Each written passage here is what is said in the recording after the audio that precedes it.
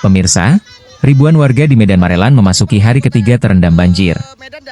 Namun hingga kini mereka mengaku belum menerima bantuan pangan maupun obat-obatan dari pemerintah kota Medan.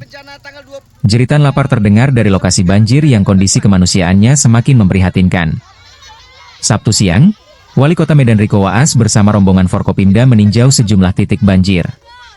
Namun kedatangan rombongan dinilai warga tidak membawa perubahan, karena bantuan yang sangat dibutuhkan belum disalurkan. Warga lingkungan 13 kelurahan terjun mengatakan sejak banjir Rabu malam, tidak ada bantuan logistik diterima.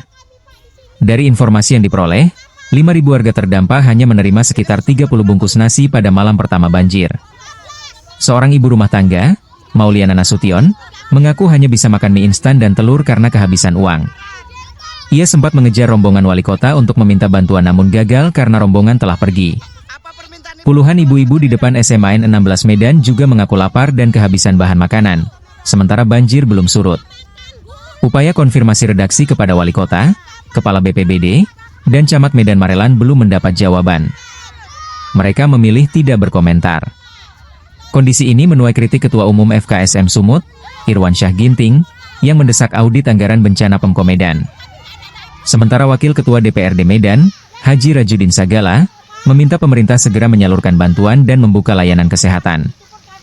Hingga berita ini disiarkan, aktivitas warga lumpuh dan ribuan jiwa masih menunggu bantuan.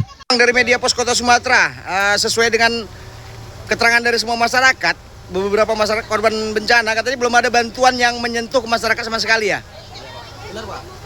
Lalu adanya kehadiran Wali Kota Medan pada hari ini di Sabtu 28 November 2025, ke Kelurahan Terjun yang bisa dibilang terdampak paling besar banjir. Informasi dari masyarakat belum ada mengalir bantuan sama sekali ya? Dari kami masyarakat sebenarnya Pak memerlukan dari makanan dan kesehatan. Tapi sampai sekarang dari pihak-pihak terkait tidak ada muncul ya. Bahkan baru inilah mereka nampak, tapi mereka hanya lewat saja. Lewat. Lalu dalam regulasi bencana itu kan harus ditanggulangi dengan tanggap bencana dengan berbagai alokasi bantuan, baik itu sandang, pangan, maupun papan. Ya. Dengan tidak adanya turun bantuan ini tadi, apakah Abang kecewa? Wah, sangat kecewa Pak. Semua masyarakat di sini kecewa. Bahkan tidak ada efeknya mereka datang ke sini gitu. Sama sekali nggak ada efek ya? Efeknya Pak. Bantuan langsung pun nggak ada? Tidak ada Pak. Bantuan kesehatan pun nggak ada? Tidak ada. Dengan Bang apa Bang? Ya Pak. Dengan Bang apa? Dengan Bang apa? Eko, Pak, Eko ya? Warga lingkungan berapa Bang sekarang? Di lingkungan 13. Lingkungan 13 ya. Jadi apa harapan Abang kepada Presiden Prabowo dalam hal ini kepala pemerintahan tertinggi dalam dampak bencana ini? Ya harapannya kepada Pak Presiden ya, selaku pimpinan di negara, untuk di bawahan Pak Prabowo dan ajudan seluruhnya itu tolonglah diperhatikan dikit lah warganya gitu. Karena ini dampaknya cukup besar. Banjirnya cukup dalam. Mereka untuk apa datang sekarang gitu?